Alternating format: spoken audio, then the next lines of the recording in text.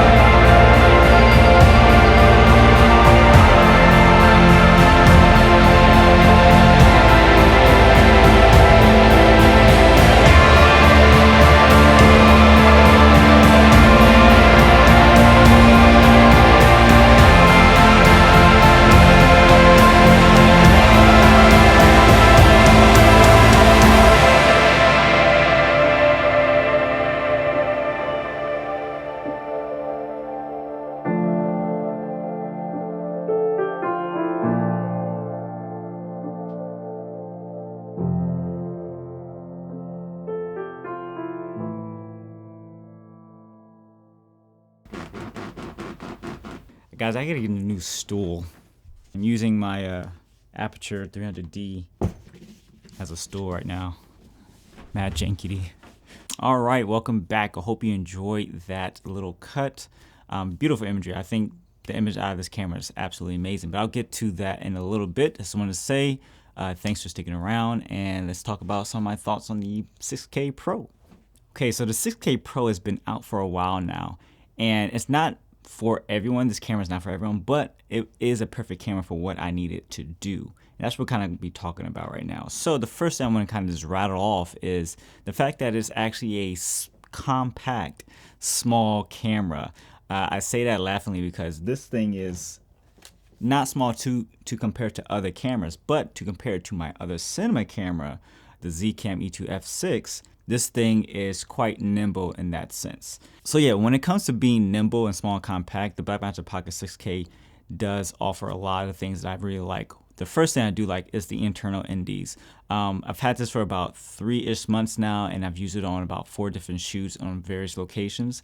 In the rain, in the heat, in studio sessions, you name it. It's performed in all those environments, which is really great. And having internal NDs allows me to be a little bit lighter, so I don't have to carry ND filters or have them in front of the lens. I have a clear image from clear to all the way to 6 stops, so 2, 4, 6 stops, and I think that's a great range. I don't shoot wide open a lot, and I don't have very fast lenses anyway. Relatively, I have a 2.8 lens for most of them. So having that option and having a really clean ND filter internally is really, really great.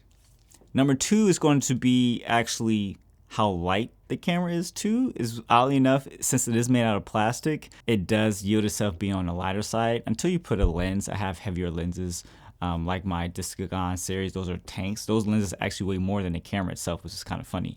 But the downside of it being plastic is if you drop it, you might be out of luck of a camera. So that's why I have a half cage. Most people might want to go full cage, but I still want to have this grip. This is actually a nice deep grip, And sometimes how I hold the camera, I have a handle here and I operate this way, or of course I have the top handle.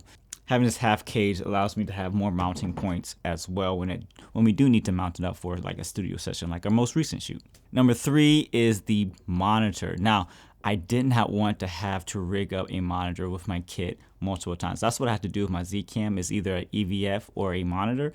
This having a tilt screen, at least it tilts out to the front, and it's high bright. That is a game changer in terms of being fluid. Just jump out of the car, start filming, and you're good. I don't always have the brightness all the way up. Most of the times I don't need it. I'm around 40% majority of the time with my brightness, so I can consume less battery. And speaking of battery, I keep turning back to get my camera. I should just hold it, honestly.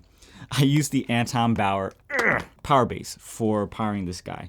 And it comes with a dummy battery, or you can use the Limo plug and directly to the camera.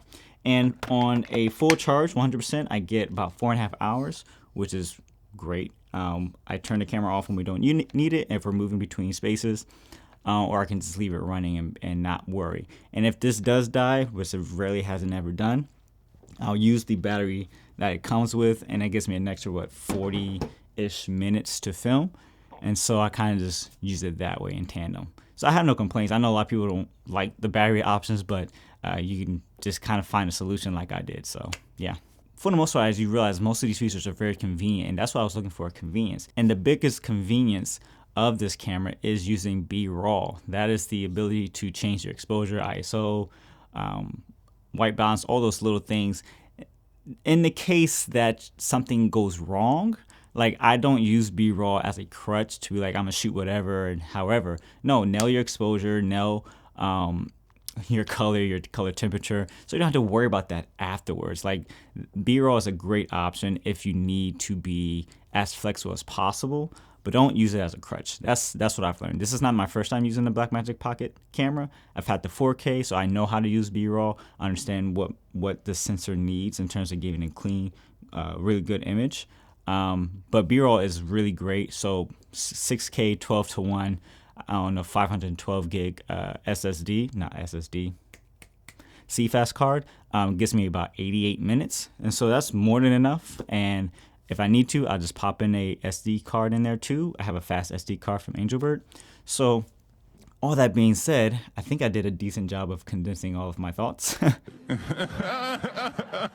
Yeah, if you guys do want a more in-depth review of this camera from me, I'm more than happy to talk about it. So let me know in the comments below and we'll get that rolling. But remember, like, comment, and subscribe. We are giving away our ad revenue each and every month to one of you all. And so the better these videos perform, the more money we can give away. Just that simple, right? All right, y'all. I'm a go eat some lunch. Love y'all. Peace.